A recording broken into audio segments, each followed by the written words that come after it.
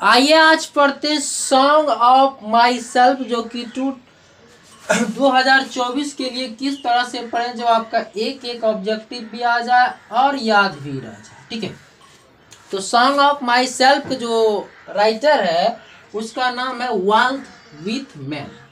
वाल्थ with man.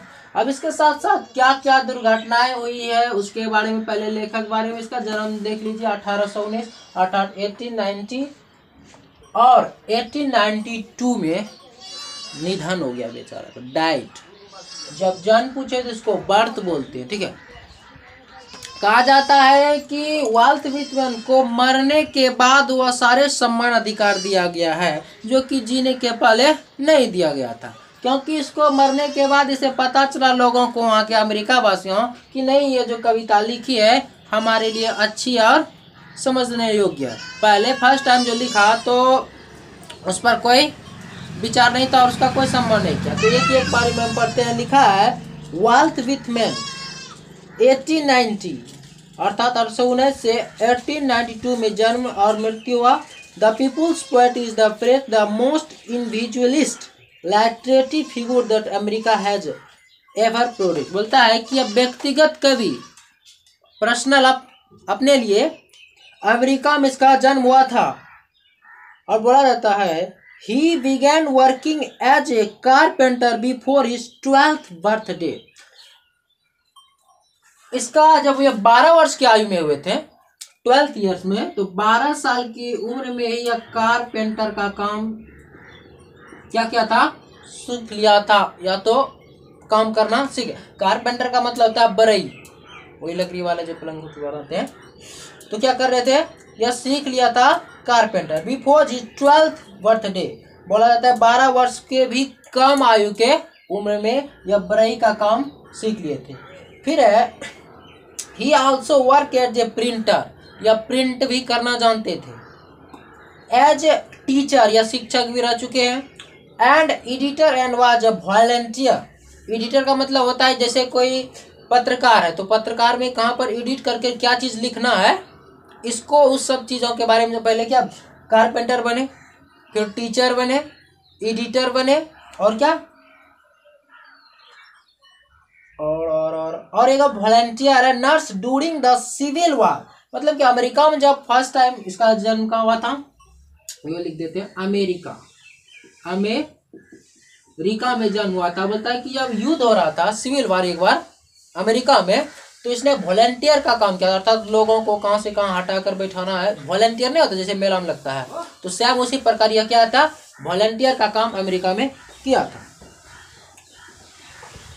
विथमैन्स poetry of which collect in the leaves of grass. एक ऐसा इसका एक पुस्तक है जिसका नाम क्या बाबू, लिप्स ऑफ ग्रास।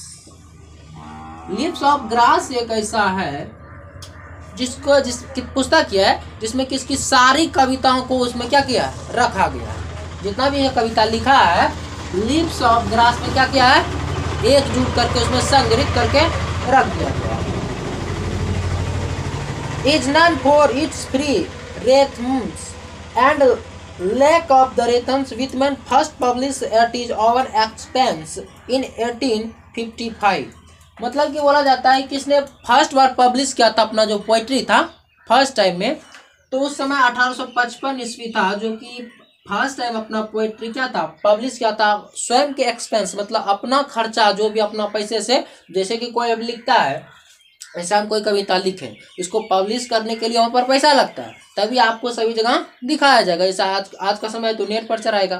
तो उस समय क्या होता था, 1855 ईस्वी में अपना खुद के खर्चे पर एक कविता लिखा और उसको क्या किया, पब्लिश किया 1855। ध्यान दे, फर्स्ट टाइम बोलेगा पब्लिश कब किया था, तो 1855 में। ऑब्जेक्टिव याद रखना है।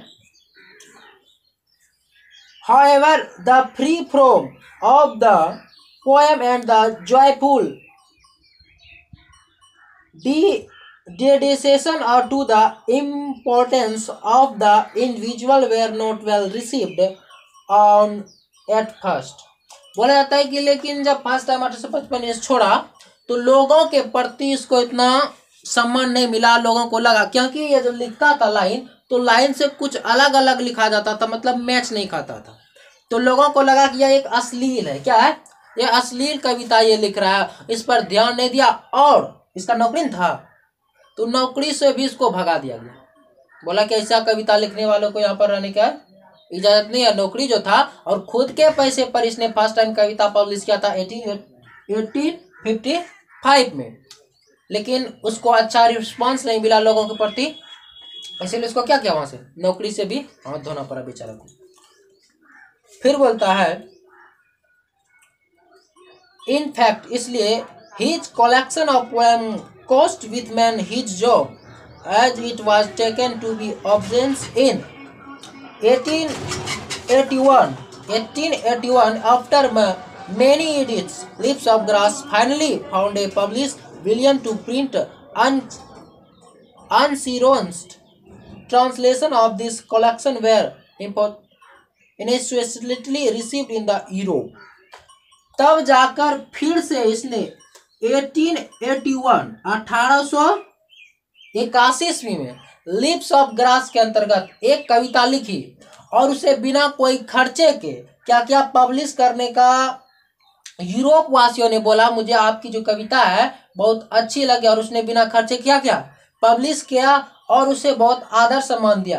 But Whitman remained relatively unappreciated in the America, लेकिन अमेरिका वासियों को उतना खुशी नहीं हुआ और ना ही उतना आदर सम्मान इसे दिया। It was only after his death, लेकिन उसके मरने के बाद that he could win appreciation in America for his original and the innovative expression of America इन्वेजुलेशन। मरने के बाद तब अमेरिका वासियों ने यह कविता जो अभी आप पढ़ने वाले हैं सॉन्ग ऑफ माई सेल्फ, उस अमेरिका वासी को लगा कि नहीं यह एक महत्वपूर्ण अर्थात कविता लिखा है, तब जाकर उसको आदर सम्मान दिया गया। किसको? वाल्ट विथमैन को। America in his the importance work include lips of grass 1855 and the drum tips 1866। बोला जाता है कि ये जो कविता आप अभी पढ़ेंगे उसके अंतर्गत जो दिया गया lips of grass, include lips of grass 85 यहाँ पर लिखा गया। यह कब आपका परिचय हुआ था? 1855 और 1881 में लिप्स ऑफ ग्रास लिखा था। और एक और लिखा है, इसका नाम है ड्रम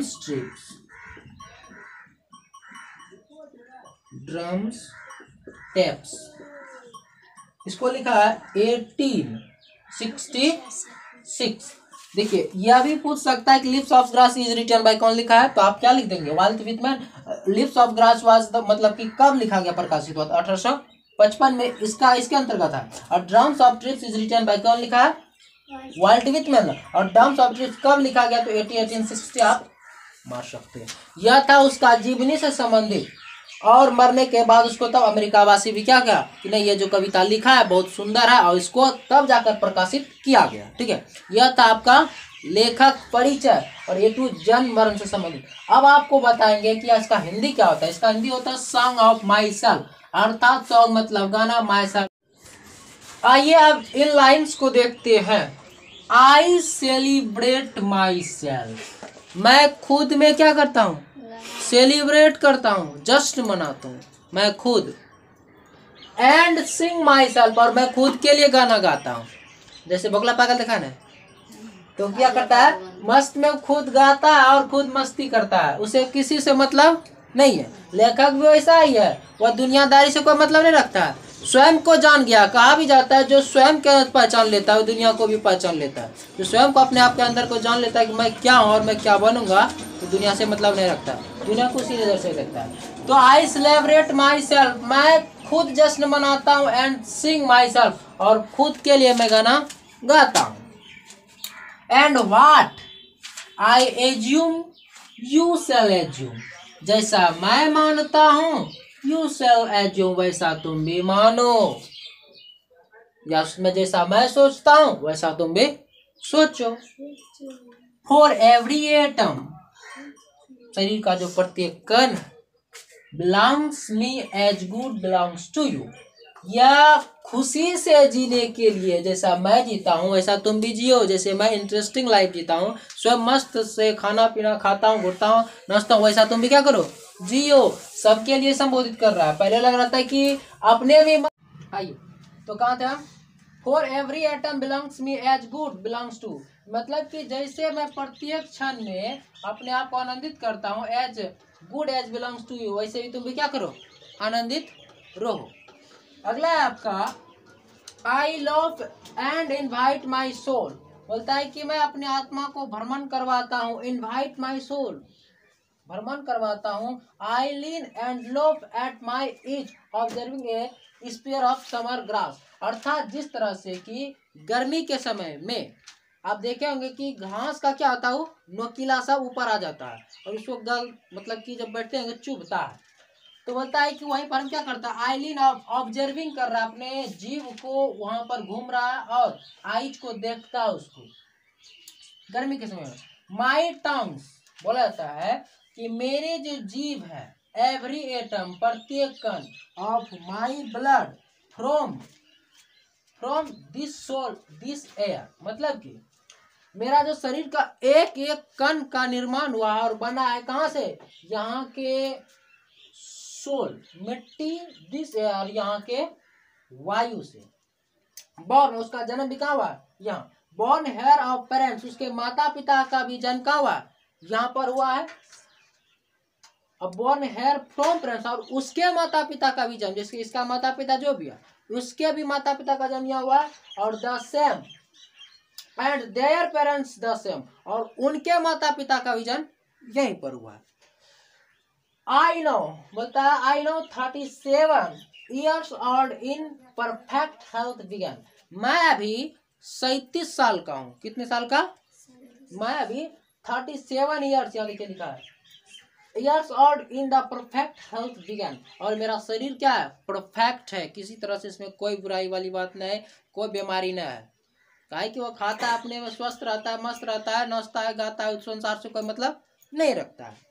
वो 37 साल का हो चुका है लेकिन उसे शरीर में किसी प्रकार की खराबियां नहीं है। हॉपिंग, और मैं आशा करता हूँ, to cease not till death, और मरने तक मैं आशा करता हूँ कि मैं कैसा रहूंगा, ऐसा ही रहूंगा, हमारे शरीर में किसी प्रकार की कोई बुराइयां नहीं, ऐसा लोगों को रहने की प्रेरित कर रहा है। ठीक है, यह था आपका पहला स्टेंजा, दूसरा स्टेंजा और लास्ट स्टेंजा है। Streets and school in Athens, कहाँ से आ गया कीजिएगा, जाति एंड स्कूल इन Athens, मैं किसी भी जाति को बारे में नहीं सोचता हूँ, नहीं किसी पर वो अपना जोर दबाना चाहता है। Returning back a while subsisting and without, लेकिन कुछ समय के लिए वह लौटता है उधर से, सोचता है कि जाति में जैसे कि जोर मतलब कि जबरदस्ती नहीं करता है कि संस्कृति अपनाओ, तो फिर सोचता है कि मैं बदलूं, लेकिन मेरे मरने के बाद भी जैसा है विधि विधान वैसा ही रह जाएगा। हमें बोलने ना बोलने से किसी पर कोई इफेक्ट करने वाला नहीं है। लेकिन कुछ देर के लिए, पल के लिए सोचता है कि रिटर्निंग ऑफ बैक आकर कि मैं इसे चेंज करूं, लेकिन मेरे मरने के बाद फिर जैसा का वैसा हो जाएगा। बट नेवर फॉरगेट, यह कभी भी समाप्त होने वाला नहीं है। जाति वाला जो रिश्ता है, यह करो वह करो, ऐसा रहिए जाएगा जब तक पृथ्वी है। इसीलिए मैं उसके बारे में कुछ बोलना नहीं चाहता हूँ। आई हार्बर फॉर गुड और बैड, मैं अच्छा और बुरा दोनों सोचता हूँ, मैं अच्छा और बुरा दोनों सोचता हूँ। स्पीक एट एवरी हजार, इसका मतलब होता है कि मैं, हजार मतलब खतरा होता है, क्या होता है, खतरा। I permit to speak at every hazard, मैं बोल रहा है कि मैं प्रत्येक खतरे में बोलने की आज़ादी रखता हूँ, कि मैं प्रत्येक खतरे में क्या करूँ, बोल सकता हूँ कि अच्छा है या खराब। अच्छा और काय किया, आई हार्बर फॉर गुड और बैड, यह अच्छा और खराब दोनों के बारे में क्या करता है, बोलने की आज़ादी रखता है। और nature without check with original energy, यह प्रकृति में किसी प्रकार से छेड़खानी नहीं करते हुए ये संसार को थोड़ा सा बदलना चाहता है, ओरिजिनल एनर्जी जो कि इसके पास पहले से एनर्जी। कल मिलेंगे आपका सॉन्ग ऑफ माई सेल्फ का जितना ए टू जेड ऑब्जेक्टिव होगा, मोस्ट वीवीआई 2024 में जो आपका पूछा जाएगा। एक एक लाइन को समझाया गया है। इसके बाद देखिए, इसको हम इसीलिए लिखते हैं काहे से कि इसका एक लाइन या 2 लाइन निकाल कर आपका एक्सप्लेन करने दे देता है, जो कि 4 नंबर का होता है। अब यदि हम ऐसे नहीं पढ़ाएंगे तो आपको पता कैसे चलेगा कि यह कौन सा लाइन से दिया गया है। इसीलिए एक एक लाइन को बताया जाता है। तो कल मिलते हैं ऑब्जेक्टिव में, इसका कौन कौन सा ऑब्जेक्टिव है। आज के लिए इतना ही। चैनल पर पहली बार है तो चैनल को सब्सक्राइब करके घंटी को प्रेस करें। यदि फेसबुक पर देख रहे हैं तो नीचे लिंक दिया गया है, वहां पर जाइए और वहां पर आपको यूट्यूब का लिंक मिलेगा। चैनल को सब्सक्राइब